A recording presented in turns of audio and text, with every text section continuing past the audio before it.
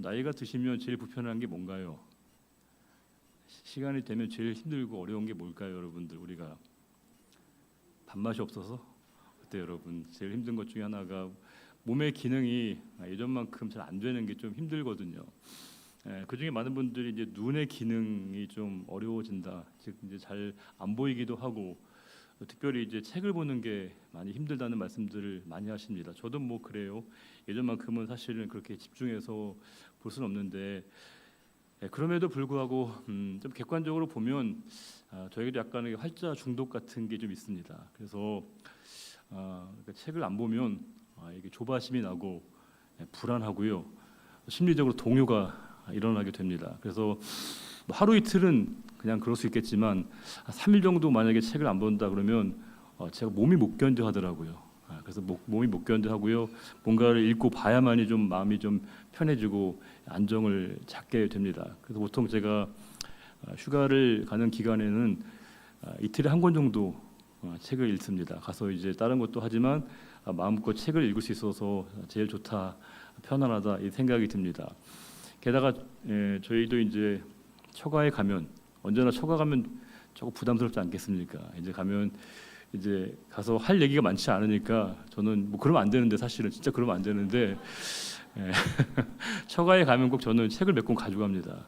그래서 이제 얘기하다가 얘기가 끊어지면 슬그머니 방에 들어가서 이렇게 책을 읽고 있습니다. 왜냐하면 그게 제일 마음이 편하고 제일 좋더라고요. 그래서 이 책을 보면서 뭔가 새로운 정보나 지식을 이렇게 획득하게 되고 습득하게 될 때 느끼는 기쁨이 있고 즐거움이 있습니다. 많은 분들이 이제 나이가 드시면 연세가 드시면 책 보는 게 쉽지 않고 눈이 아파서 집중하기 어렵다는 말씀을 듣게 되면 뭐 저도 앞으로 더 그렇게 심하게 되지 않을까 싶은 생각이 드는데 그 전까지는 또 열심히 또 읽고 또 배울 걸 배운다는 건 뭐 제 지식과 정보의 양의 총량을 늘린다는 것도 되지만 끊임없이 제가 알고 있는 것들의 그 세계에 대한 부분들을 좀 성찰하고 또 그것을 좀 확장시켜가는 깊어지는 그런 부분이 있기 때문에 독서의 필요성을 늘 느끼게 됩니다.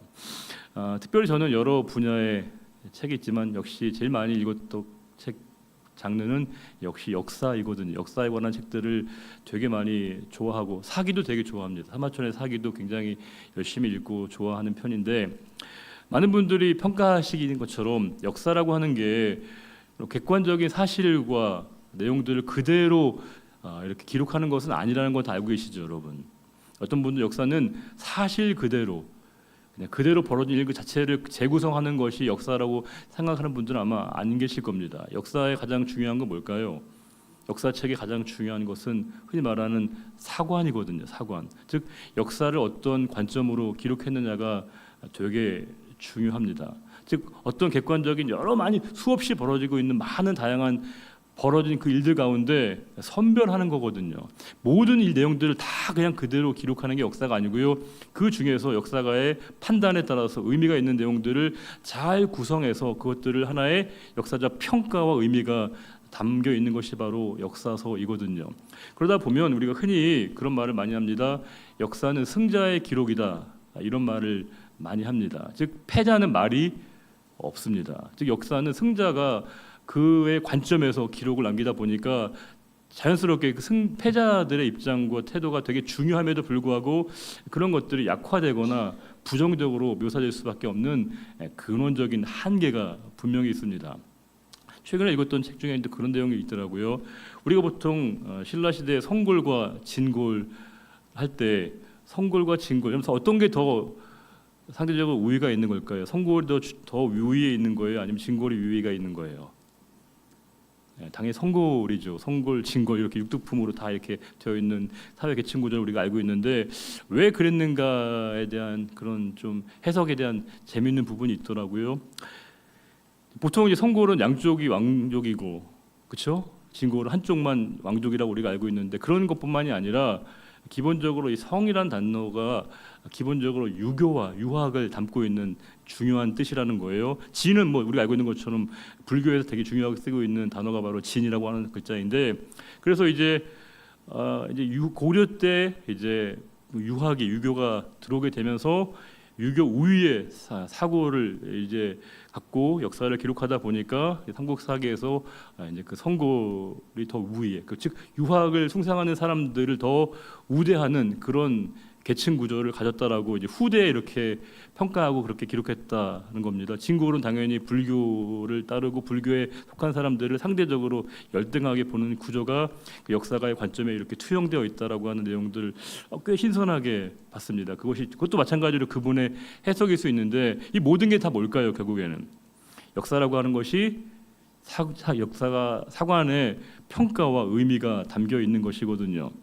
제가 이 말을 왜 드리는가 하면 우리가 열왕기 상하와 더불어 역대기 상하는 같은 사실을 기록하는 것 같지만 꽤 많이 다릅니다. 아주 많이 다릅니다. 즉 열왕기 상하는 기본적으로 이스라엘 남북 역사에 대한 균형적 어떤 기술이라고 할까요? 어느 한쪽만 기술하고 있지 않고요. 북이스라엘의 기록도 기록하고 있고 남한국에 관한 기록도 기록하고 있고 또 다윗 왕가의 부끄러운 역사도 아주 여과 없이 기록하는 부분이 있습니다. 그런데 역대기 상하는 좀 달라요. 역대기 상하는 기본적으로 다윗 왕가의 로열 패밀리의 입장에서 많이 기록하다 보니까 당연히 다윗 왕가의 후손들의 불편한 내용들은 최대한 많이 수록하지 않습니다. 그리고 그들이 잘한 것들은 열왕기에 빠져 있는 것도 많이 이렇게 부각시켜서 기록을 하고 있기도 하고요. 더 심각한 건 뭘까요? 이 열왕기 상하는 북이스라엘 역사는 기록에서 과감하게 삭제합니다. 그래서 이 열왕기 역대기 상하는 뭐예요? 남왕국 중심의 역사로 기록하고 있다는 거예요. 이유가 뭘까요? 역대기의 기록, 역대기 사가의 관점은 뭘까요? 하나님의 구원의 역사는 남왕국을 통해서 계속해서 전승된다라고 하는 그런 입장을 갖고 있거든요. 남왕국은 누군데요? 다윗 왕가. 즉 모든 하나님의 구원의 경륜과 역사는 남왕국의 다윗 왕가, 그 다윗 왕조만이 정통성 있는 하나님의 구원의 백성이고 그를 통해서 하나님이 구원을 이루신다라고 하는 것을 명백하게 보여주고자 하는 역사적 판단과 의식과 평가가 이 가운데 담겨져 있는 것입니다. 지난 시간 우리가 살펴본 것처럼 르호보암 왕이 이제 백성들이 나름대로 어떤 요청을 하지 않습니까? 당신 아버지 때는 우리가 되게 힘들었는데 우리의 좀 부담을 좀 경감시켜 주십시오라고 부탁했는데 르호보암이 그 부탁과 요청을 받고 양쪽의 사람들에게 둘 다 조언을 받죠. 그렇죠? 예. 그렇죠. 원로들에게서 자문도 받기도 하고 또 이제 소장파에게도 자문을 받습니다. 어떤 쪽의 입장에 다윗 르호보암의 입장을 채택하게 되죠? 그렇죠. 소장파의 입장을. 왜 그랬을까요? 결과적으로는 당연히 그들이 말이 내가 듣고 싶어하는 말이니까요. 내가 원하는 말을 해주는 사람에게 보다 더 이렇게 우리 마음이 쏠리기에 마련 아니겠습니까? 지금 그 르호보암이 그래서 결정적인 판단을 잘못한 것이죠. 백성들이 사실은 요청을 좀 받아들이고 나름대로의 어떤 절충안을 잘 마련했으면 그렇게 나라가 분열되지 않을 수도 있었을 법한데 그 백성들의 요청을 이 르호보암이 묵살하게 된 겁니다. 그것 때문에 나라가 이렇게 분열되게 되고 그 분열이 결국엔 북이스라엘과 남유다로 나라가 갈라지게 됐고 남유다는 몇 개 지파에 가요. 고작 유다와 베냐민 2개 지파로 나라가 완전히 쪼그라들게 되고 북이스라엘은 여로보암 중심의 10개 지파로 나라가 이렇게 분열되게 되는 그 유명한 분열 왕국이 태동되게 된 그 비극적 역사를 지난 10장에서 다루었고 오늘 그 이후에 여파의 내용들을 11장에도 기록하고 있습니다. 자 볼까요? 11장 1절에 르호보암이 예루살렘에 이르러 유다와 베냐민 족속 즉 남유다의 2개 지파를 이제 소환시킨 겁니다. 다 모은 거예요. 그러면서 다 모았더니 용사가 몇만 명이에요? 18만 명. 이거 대규모 모을 수 있는 최대의 병력을 다 모은 겁니다. 왜요? 이유가 뭘까요? 나라를 되찾으려고 이스라엘과 싸워서 나라를 회복하기 위해서 모두가 다 나의 백성으로 나라로 삼기 위해서 큰 전쟁을 이제 시도하려고 르호보암이 백성들과 군사들을 모았다는 거예요. 근데 이 일촉즉발의 상황 가운데 2절에 여호와의 말씀이 하나님의 사람 스마야의 이름의 뜻은 뭘까요? 야는 여호와니까 여호와께서 들으심. 그런 뜻이거든요. 되게 중요한, 여러 번 반복되어지니까 그 하나님의 사람 스마야에게 하나님의 말씀이 임했다는 거예요. 우리가 한 가지 주목할 단어는 하나님의 사람이라는 단어 아니겠습니까? 누군가에게 하나님의 사람이라고 하는 말을 붙여준다면 이게 얼마나 큰 영광스러운 일일까요? 여러분에게 누군가가 아유 우리 권사님은 하나님의 사람이시네요 라고 얘기하면 권사님 벌써 약간 이렇게 좀 부끄러워하시네. 어때요 여러분? 우리가 하나님의 사람이라고 우리가 불러주게 되면 어때요 여러분? 좋죠. 너무 좋죠. 과분하지만 너무 감사하고 너무 기쁘고 황송할 만큼의 참 좋은 말인데 어떤 사람에게 하나님의 사람이라는 말을 붙일 수 있는 걸까요? 성경의 맥락을 보게 되면 어떤 분에게 하나님의 사람이라는 말을 붙이는 게 타당한 건가요? 일을 정말 잘하는 사람, 아주 탁월하게 어떤 일들을 맡기기만 하면 기가 막히게 어떤 일들을 성과를 내는 사람을 성경에서는 하나님의 사람이라고 꼭 부르지는 않는다는 사실입니다. 아니면 하나님의 사람이니까 하나님이 정말 공을 들여서 만든 사람, 차은우 같은 사람, 잘생긴 사람, 이게 하나님의 사람 맞나요? 어때요 여러분? 그것도 아닌 것 같습니다. 그럼 어떤 게 하나님의 사람입니까? 누가 하나님의 사람인 건가요? 하나님의 사람에 대한 성경의 일관된 진술은 딱 하나입니다. 하나님의 말씀을 듣고자 하는 사람입니다. 그러니까 하나님의 말씀이 그에게 들려지는 사람, 하나님의 말씀이 들려지게 되고 그 말씀을 들으려고 하는 사람을 성경에서는 하나님의 사람이라고 말한다는 겁니다. 우리 성도를 다른 말로 얘기하면 하나님의 사람 아니겠습니까? 하나님의 사람이 바로 성도인데 어떤 사람이 성도일까요? 그러면 하나님 말씀을 들으려고 하는 사람, 듣고자 하는 사람, 듣고 싶은 사람이 바로 성도라고 하는 겁니다. 자, 그러면 중요한 것이 듣는 게 뭔데요? 뭐가 듣는 겁니까? 여러분 지금 하나님 말씀 잘 듣고 계시죠? 살짝 헷갈리긴 하지만 어때요 여러분? 잘 듣고 계신 줄로 믿는데 어떤 게 듣는 거예요? 우리가 이런 말 하지 않습니까? 너 내 말 잘 들어? 이 말 뭘까요? 그 들으라는 게 어떻게 하라는 거예요? 부모, 엄마가 아이들한테 너 엄마 말 잘 들어? 이 말은 뭐예요? 그 말 하나하나를 잘 기억하라. 물론 그 의미도 되겠지만 가장 중요한 의미는 뭐예요? 그치? 엄마가 전한 그 말 그대로 잘 듣고 이행해, 이거거든요. 실행이 없는 것, 행함이 없는 건요. 그래서 뭐예요? 그 죽은 믿음인 거예요. 죽은 믿음인 겁니다. 언제나 우리에게 듣는다는 건 뭘까요? 이행과 실행과 결행, 행함이라고 하는 게 필연적으로 전제가 되는 겁니다. 우리가 말씀을 듣는데 그냥 말 그대로 듣기만 하는 것은요, 듣는 게 아닐 수 있다는 사실입니다. 듣는다는 건 뭐예요?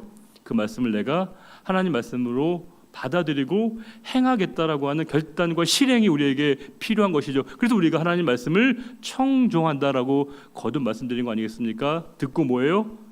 행함, 듣고 순종함이 있어야만이 말씀을 이게 듣는 것이고요. 지금 이 하나님의 사람도 다른 말로 얘기하면 뭐예요? 그가 하나님 말씀을 얼마나 진지하게 듣고자 하는가, 행하려고 하는가, 이게 바로 하나님의 사람을 좌우하는 가장 중요한 기준과 잣대가 된다는 거예요. 지금 늘 하나님 말씀을 들으려고 했던 사람, 듣고 행하려고 했던 그 스마야에게 하나님의 말씀이 임했다는 겁니다. 기가 막힌 말씀 아니겠습니까? 듣고자 하는 자에게 말씀이 들린다는 거예요. 사모하는 영혼에게 만족함을 주시는 분이 우리 하나님이시라는 거예요. 저도 설교를 준비하는 입장에서 어떻게 하면 말씀을 잘 전하려고 하는 그런 열망과 소망은 누구에게나 있지 않겠습니까? 모든 설교자들과 말씀을 전하는 모든 목회자들에게 그런 열망이 있는데 어떨 때, 이거 개인적인 체험이 동반된 겁니다. 어떨 때 말씀이 저에게 잘 이렇게 전달되어지는 걸 제가 느끼게 될까요? 그렇죠. 사모함입니다. 하나님 말씀을 정말 죄송한 말씀이지만 이게 우리는 경전이 변하지 않는 유일한 책을 갖고 있습니다. 그렇죠. 우리가 10년 정도 지나면 성경 2 이런 거 하나요, 여러분? 어때요? 20년 하면 성경 3 이런 거 하는 건가요? 아니에요. 우리는 그때나 지금이나 어제나 오늘이나 똑같은 성경을 보는 사람들입니다. 근데 이 하나님 말씀이 정말 놀라운 건 뭐냐면 어제 봤던 말씀이 오늘 전혀 다르게 우리에게 말씀해 주신다는 겁니다. 그게 살아있는 하나님의 말씀이 우리에게 들려지는 거거든요. 이게 진짜 경이로운 체험입니다. 우리가 어떤 교과서를 가지고도요, 그 책 가지고 계속 강의하면 식상해질 수밖에 없고요, 다 그것이 진부해질 수밖에 없습니다. 그런데 우리는 이 교과서를 가지고 말씀을 전한다는 게 아니고 하나님 말씀을 가지고 말씀을 전하고 함께 우리가 은혜를 받고 예배를 드리기 때문에 이게 매번 이 말씀이 우리를 새롭게 하고 깨우고 우리를 온전하게 하는 것을 경험하게 됩니다. 그래서 저도 마찬가지입니다. 부족하지만 하나님 말씀을 사모하려고 할 때, 간절한 마음으로 듣고자 하고 전하려고 할 때 그 말씀이 제 영혼 안에 이렇게 스며드는 것을 느끼게 됩니다. 어떻게 말씀이 전해져야 되냐면요, 우리의 삶에, 목회자에게는 그 말씀이 먼저 본인에게 이렇게 스며져야 됩니다. 스며 들어와야 됩니다. 스며든 말씀이 여러분들에게 흘러 들어갈 때만이 그 말씀이 온전한 말씀이 될 수 있는 겁니다. 여러분이 누군가에게 말씀을 전하고 싶으면, 그 말씀을 진리로 전하고 싶으면 그 진리의 내용이 뭐예요?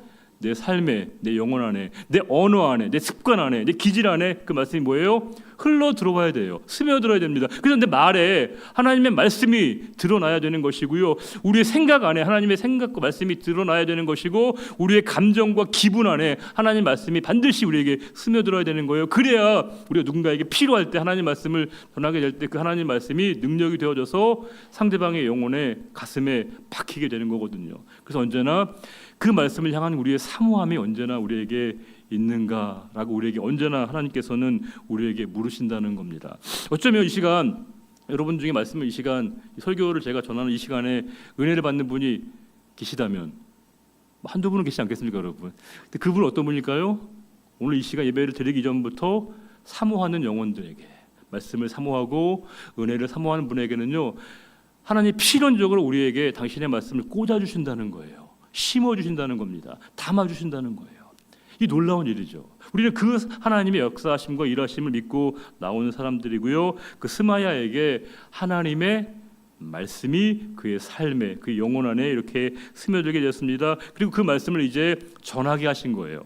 그러면서 3절에 솔로몬의 아들 유다왕 르호보암과 유다와 베냐민에 속한 모든 이스라엘 무리에게 말하여 이르기를, 그 말을 전하는 겁니다.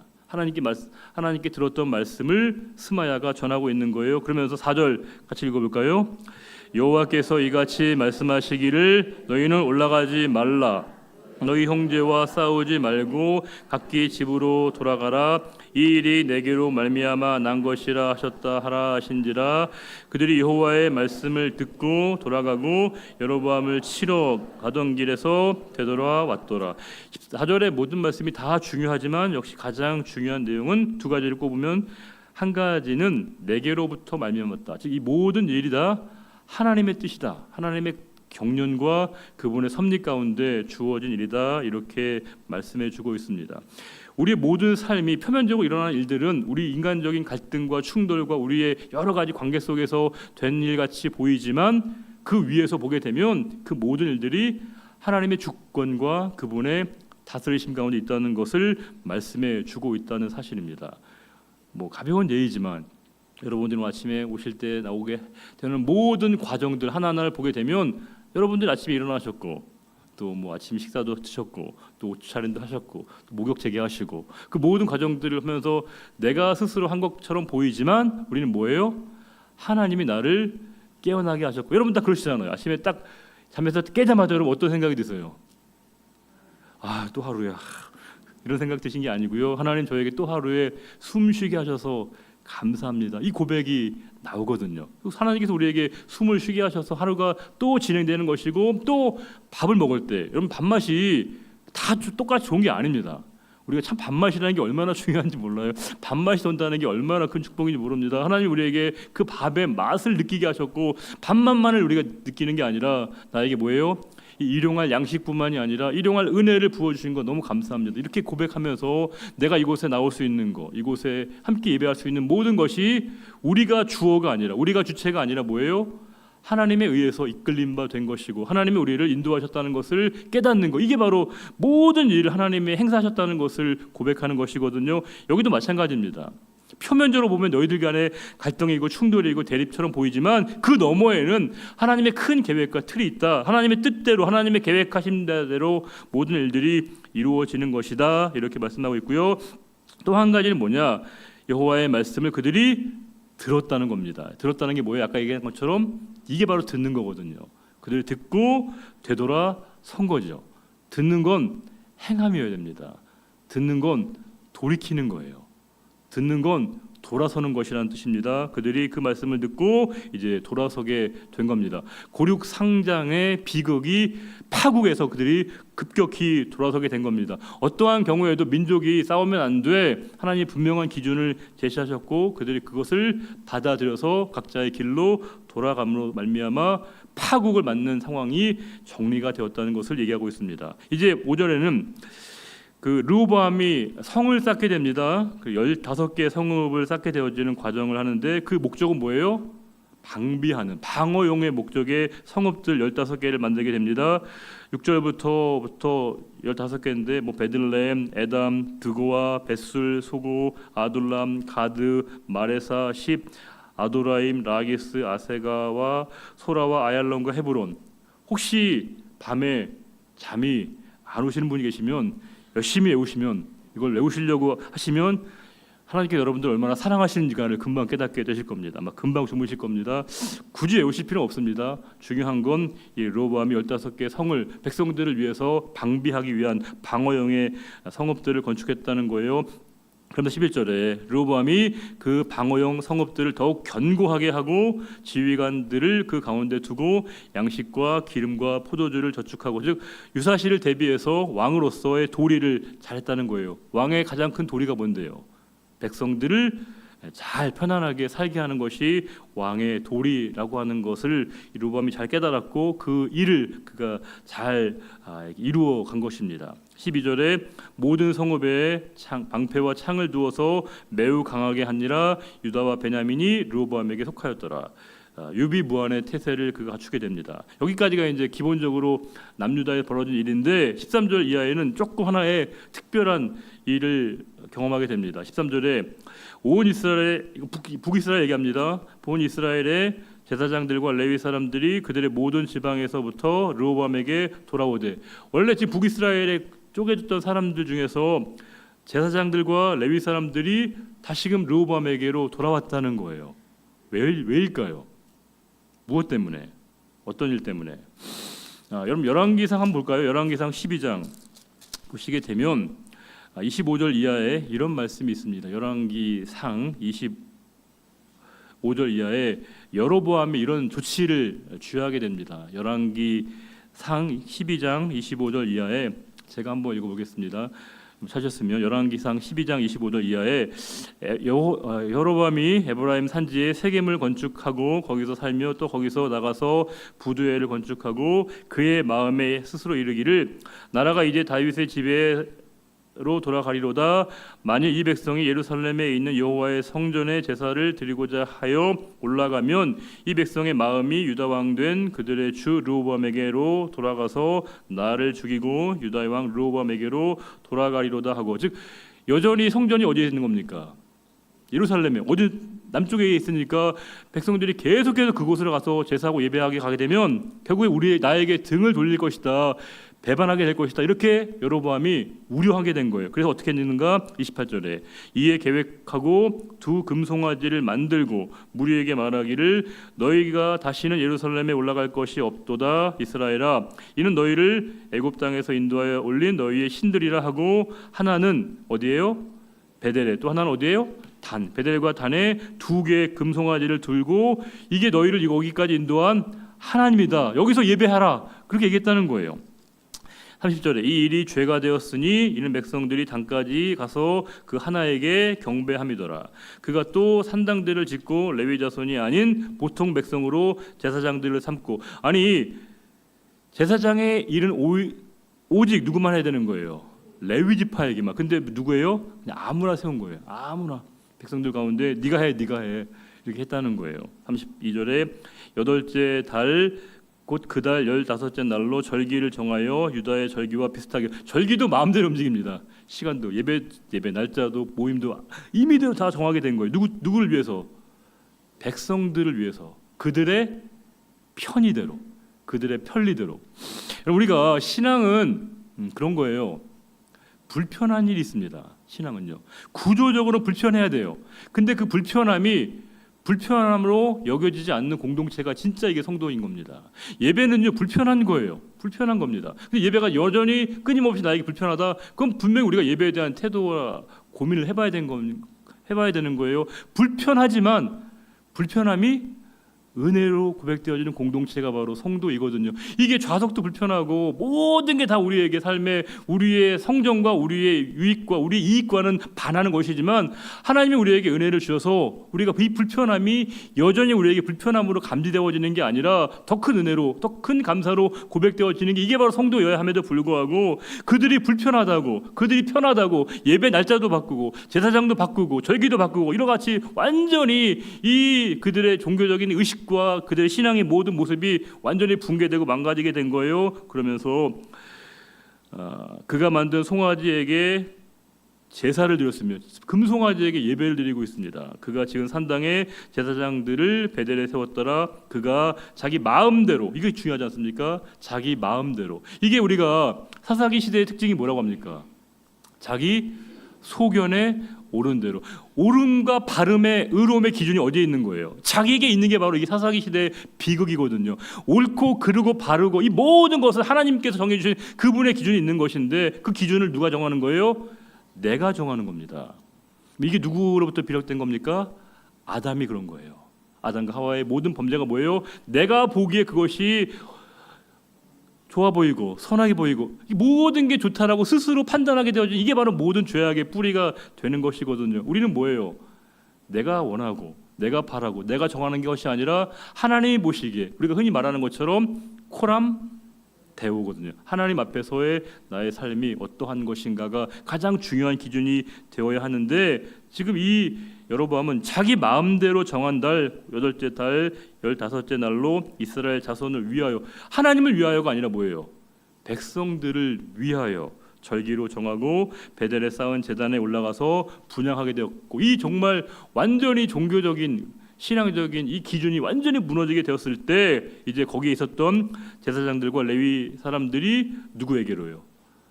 이 르호보암에게로 쏠리게 되었다는 거예요. 왜? 뭐 때문에 그런 겁니까? 믿음을 지키기 위해서 신앙을 사수하기 위해서 그랬다는 거예요. 14절에 레위 사람들이 자기들의 마을들과 산업을 떠나서 이게 여러분 생각해 보세요. 떠난다는 건 뭘 포기한다는 거예요? 기득권을 포기하는 것이거든요. 왜냐하면 거기는 너무 좋은 곳입니다. 안정된 곳입니다. 마을도 있고 산업도 있고 재산도 있고 근데 그거 모든 것을 버리고 떠나는 거예요. 뭐 때문에? 믿음 하나 때문에 신앙 때문에 모든 것을 버리고 그들이 유다와 예루살렘에 떠나서 여기까지 오게 된 겁니다. 이는 여로보암과 그의 아들들이 그들을 해임하여 여호와께 제사장의 직분을 행하지 못하게 하고 또 15절에 와 처참하죠. 여로보암이 여러 산당과 순념소 우상과 자기가 만든 송아지 우상을 위하여 친히 제사장들을 세움이라. 여로보암은 100번 양보해서 금송아지를 만들었다고 하지만 백성들은 뭡니까? 이게 우리가 여기까지 우리를 인도한 하나님이다라고 했을 때 백성들이 거기에 동의한 거지 않습니까? 이게 얼마나 황당한 일이에요. 그 금송아지 보면서 그 여로보암이 그렇게 이게 여기까지 우리를 인도한 하나님이라고 얘기했을 때 백성들이 거기에 별로 고민하지 않고 생각 없이 의식 없이 판단 없이 다 거기에 생각이 그들이 거기에서 멈춰버리게 되고요. 그 신에게 신도 아니죠. 그 형편없는 우상에게 그들의 마음 빼앗겨 버렸다고 하는 것은 모든 우상은 결국에 뭐예요? 자기 욕망의 투사라고 하는 거예요. 내가 바라는 것들을 구현해놓고 있고 그것에 절대적인 힘을 부여하는 게 바로 우상인 것인데 전형적인 우상의 행태를 그들이 보여주고 있다는 겁니다. 그때 16절에 이스라엘 모든 지파 중에서 그 중에서 또 이렇게 선한 무리들이 있습니다. 마음을 굳게 하여 이스라엘의 하나님 여호와를 찾는 자들 그들은 하나님을 찾아서 하나님을 구하기 위해서 하나님을 바라기 위해서 온 겁니다. 우리가 보게 되면 역사상 영국 국교도들의 그 핍박 때문에 도망쳤던 퓨리탄들, 청교도들의 행태도 똑같은 거 아니겠습니까? 그들이 믿음 하나 때문에 믿음을 지키기 위해서 그렇게 자기에게 어려운 선택을 결단을 한 것입니다. 레위 사람들을 따라 예루살렘에 이르러 그들의 조상들의 하나님 여호와께 제사하고자 한지라. 그 예배를 드리기 위해서 모든 기득권과 소유권을 다 버리고 하나님께로 찾아오게 된 겁니다. 그러므로 3년 동안 유다 나라를 도와 솔로몬의 아들 르호보암을 강성하게 하였으니 그들이 이제 모여들었을 때 르호보암의 힘이 자연적으로 강하게 된 겁니다. 억지로 전쟁을 통해서 그들에게 힘을 빼앗은 게 아니고요. 자연적으로 그들의 마음이 열려서 이 르호보암에게로 마음이 쏠리도록 르호보암에게 그런 일들이 나타났다는 거예요. 이는 무리가 3년 동안을 다윗과 솔로몬의 길로 행하였음이더라. 마지막 부분입니다. 자, 르호보암의 이제 가족들을 소개하고 있는데 르호보암이 다윗의 아들 여라못의 딸 마할랏을 아내로 삼았으니 이제 그 르호보암의 여러 식구들을 소개하고 있습니다. 마할랏은 이새의 아들 엘리압의 딸 아비하일의 소생이라. 뭐 그럴 수 있죠. 그가 아들 곧 여우수와 스마리아와 사함을 낳았으며 그럴 수 있습니다. 근데 여기 머무르는 게 아닙니다. 그 후에 20절에 압살롬의 딸 마아가에게 장가 들었더니 여기도 이해할 수 있어요. 그가 아비야와 앗대와 시사와 슬로밋을 낳았더라. 이 르호보암이 이렇게 아내를 2명씩이나 두게 된 겁니다. 뭐 여기까지도 크게 보면 저는 마음에 안 들지만 동의할 수 있습니다. 근데 21절에 뭐예요? 르호보암은 아내 18명, 첩 60명을 이거는 와 진짜 저주죠, 여러분. 한 명도 모시기 힘든데 70명이나 모셔야 되는 거 진짜 이거 엄청난 저주와 심판인데 르호보암은 참 무슨 배짱으로 이렇게 했는지 모르겠습니다. 아내 18명 이름이나 알겠습니까? 이게 누구신지도 모를 것 같은데 아들 몇 명이에요? 28명, 딸 60명, 합치면 88명. 자기 자식인지 알겠습니까? 압살롬의 딸 마아가를 모든 처첩보다 더 사랑하여. 이 정도 되게 되면 참 안타깝죠. 신명기 17장 17절에 이런 말씀이 있습니다. 신명기 17장 17절에 왕에게 요구하신 하나님의 뜻인데 그에게 아내를 많이 두어 그의 마음이 미혹되게 하지 말 것이다라고 왕에게 주시는 이미 한참 전에 신명기에 주신 말씀이 있습니다. 아내를 많이 두지 말라는 겁니다. 이건 뭐 어떤 생물학적인 이유 때문이 아니라 왕이 이렇게 많은 아내를 둔 이유는 뭘까요? 원래 그 뭐 호색하니어서만 그럴까요? 아닙니다. 뭐예요? 그게 그 많은 사람들과의 결혼을 통해서 자신의 권력 기반을 강화하려고 했던 그런 얄팍한 마음이 있었던 겁니다. 이렇게 많은 사람들과 이렇게 관계를 맺으면 서로가 다 얽혀져서 그 사람들이 자기를 지켜줄 것이라고 생각한 거예요. 이게 얼마나 어리석은 일입니까? 하나님은 이미 왕에게 많은 아내를 두지 말라고 말씀하셨지만 그 스스로의 생각 때문에 판단 때문에 그렇게 했다는 거예요. 이게 가지 많은 나무에 뭐가 없습니까? 바람 잘 날이 없거든요. 이게 분명히 이게 다 불행의 씨앗이 되는 것이고 다 큰 권력 다툼과 분쟁의 이유가 되는 것인데 그냥 얄팍한 생각으로 내가 많은 이렇게 아내를 두게 되고 그들과 얽혀져 있는 사람들과 이렇게 유대 관계를 맺게 되면 내 나라가 안정되게 될 것이라고 하는 그 착각이 언제나 우리를 무너지게 만든다는 사실입니다. 언제나 우리 얄팍한 생각이 언제나 우리를 무너지게 만드는 것이거든요. 이렇게 하게 되면 뭐가 잘 될 것이다 라고 하는 판단을 우리가 언제나 하게 됩니다. 이게 나름대로 이유가 있어요. 사람들이 그렇게 하기도 하고 우리의 경험과 직관에 의해서 그렇게 하기도 하는데 하나님께서 언제나 우리에게 그렇게 말씀하시지 않거든요. 다른 모든 것들에 너희 마음을 두지 말고 언제나 너희 마음을 나에게만 두라 이렇게 말씀해 주고 있다는 사실입니다.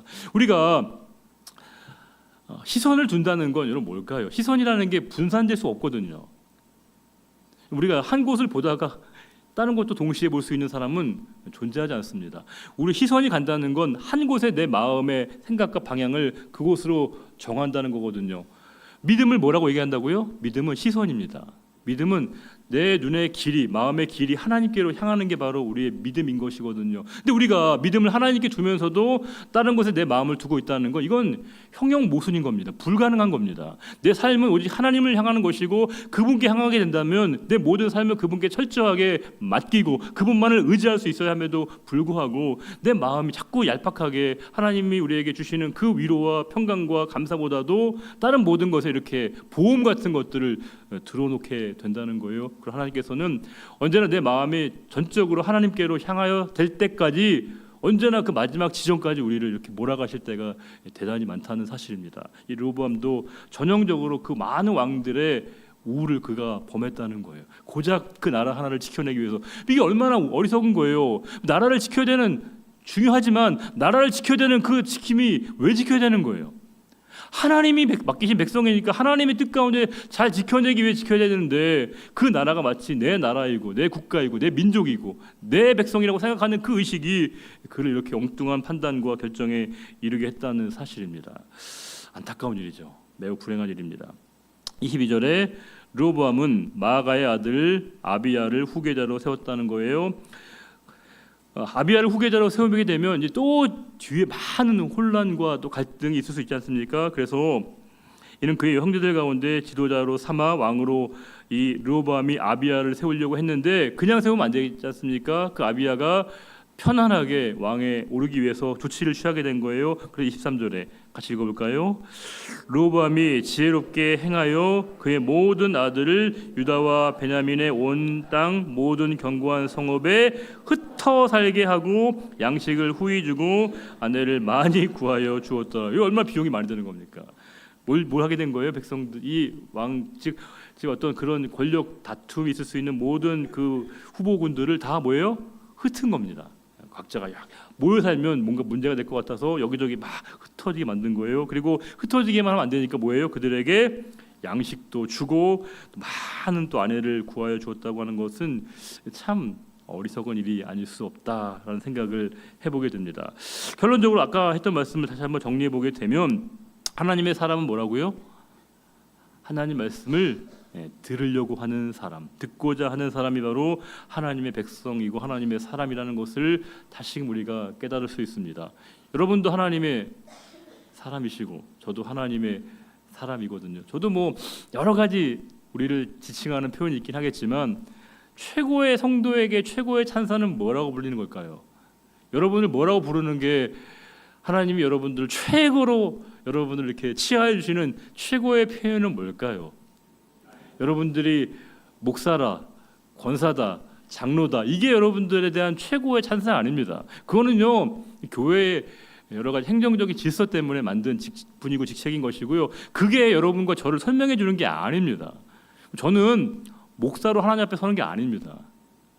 목사는 제가 이 목회를 감당하고 있을 동안에 저에게 필요에 따라 하나님이 허락하시고 맡기신 교회가 위임한 자리이거든요. 여러분 마찬가지입니다. 여러분 혹시 아무개 권사로 하나님 앞에 서는 게 아닙니다. 또 아무개 집사로 하나님 앞에 서는 거 절대 아닙니다. 언제나 뭐예요? 우리는 성도로 하나님 앞에 서는 것입니다. 제가 장례를 집례할 때마다 그런 감동과 또 은혜를 깨닫게 되거든요. 저도 뭐 얼마나 많은 장례 예배를 집례하고 또 앞으로도 계속 집례하게 될 터인데 여러분들에게 조금 죄송한 말씀드리지만 여러분들 대부분 제가 여러분들의 삶에 어쩌면 여러분들 하나님 앞에 모셔드리는 그 일들을 제가 할지도 모르는데 뭐 저도 마찬가지고 누군가가 제 그 일들 하겠죠. 그때 우리가 누군가가 저의 삶에 붙여줄 수 있는 최고의 기쁨의 찬사라고 한다면 목사가 아니라 성도라는 사실입니다. 믿음을 끝까지 지킨 우리가 하나님 앞에 섰을 때 권사로서 어떤 역할을 잘 감당하는 것, 집사로서 어떤 역할을 수행하는 것 너무 좋은 일이고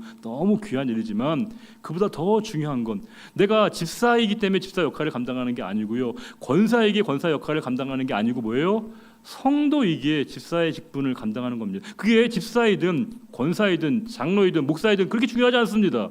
성도이니까 내가 성도로서 목사의 직분도 성실하게 감당해 내는 것이고요. 내가 성도이니까 집사로서 권사 역할도 감당하는 겁니다. 그래서 언제나 내가 성도임을 잊지 말아야 한다는 거예요. 내가 하나님의 사람이라는 것.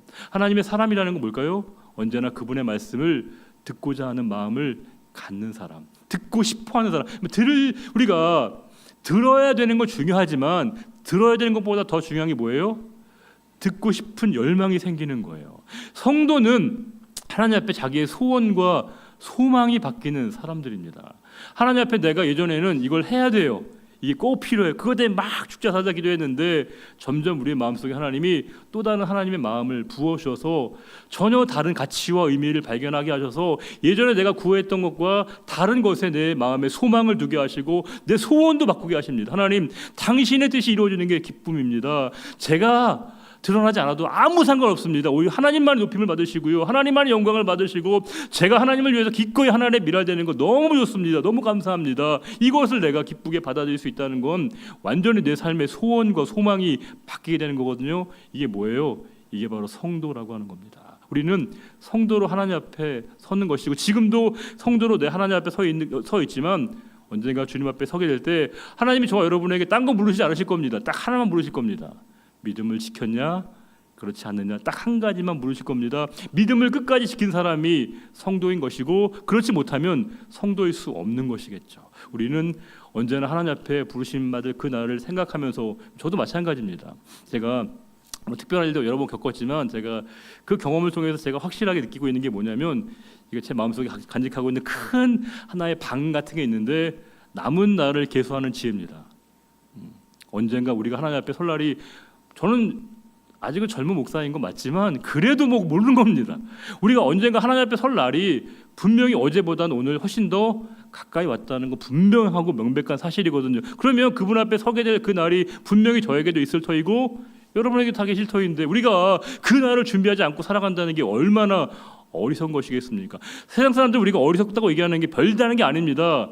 그 날이 있음을 모르고 살아가는 건 어리석은 겁니다. 그러나 그 날이 있음을 분명히 인식하게 되고 오늘을 살아가되 영원에 잇대어 살아가는 그 삶의 지혜가 우리에게 필요한 것이고, 그 하나님 앞에 섰을 때 이 믿음을 지키는 선한 싸움을 다 싸워갔다는 그 고백, 바울이 다른 걸 유언을 남기는 게 아닙니다. 내가 이런 일 했어, 이런 교회를 많이 개척했고 이렇게 많은 내가 놀라운 일 했어. 바울이 그걸 얘기한 것이 아니고 뭐예요? 내가 달려갈 길을 다 마치고 믿음의 선한 싸움을 싸웠다. 이게 바울의 마지막 유언이었던 겁니다. 내 삶은 그가 많은 교회를 개척한 이유도, 많은 사람들에게 복음을 전했던 그 이유도 뭐예요? 이 믿음의 선한 싸움을 지켜내기 위한 그 과정이었다는 겁니다.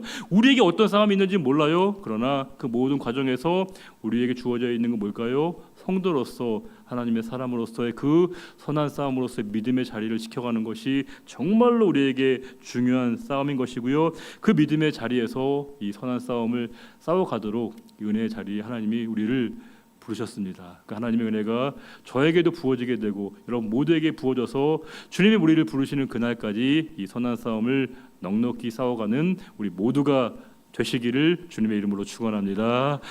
기도하겠습니다. 하나님 아버지, 오늘도 주님 앞에 서게 하셨습니다. 하나님을 바라보게 하셨습니다. 또 우리들을 또 주님께 나오게 하셨고, 또 말씀을 듣게 하셨고, 또 은혜를 경험하게 하셨습니다. 하나님, 우리의 삶이 언제나 하나님의 말씀 안에 채워지는 그 삶이 되기를 원합니다. 우리가 귀로만 하나님 말씀을 채우는 것이 아니라 하나님 말씀이 우리의 영혼의 양약과 양식이 되어져서 우리 영혼에 하나님 말씀이 가득 채워지게 하시고, 우리가 그 하나님의 말씀과 마음으로만 온전하게 채워져서 우리의 전 인격이 주님을 닮아가는 우리의 삶이 되게 하여 주옵소서. 우리가 점점점 매일매일 주님을 닮아가기를 원합니다. 우리의 생각 속에, 우리 언어 안에, 우리의 감정 안에, 우리의 표정 안에 언제나 주님이 드러나시기를 원합니다. 주님, 우리가 그와 같이 하나님 말씀을 행하는 자, 듣는 자가 되기를 원합니다. 이 시간 주께서 저희들을 은혜 가운데 부르셨사오니 날마다 그 은혜 안에 거하게 하여 주시고, 언제나 하나님의 인자하심을 바라보며 하나님의 그 헤세드의 사랑의 풍성한 삶을 살아가는 우리 모두가 되게 하시기를 간절히 바라며, 언제나 우리와 함께 하시고 이 땅 가운데 다시 오실 우리의 주님 예수 그리스도의 이름으로 감사하며 기도 올려 드립니다. 아멘.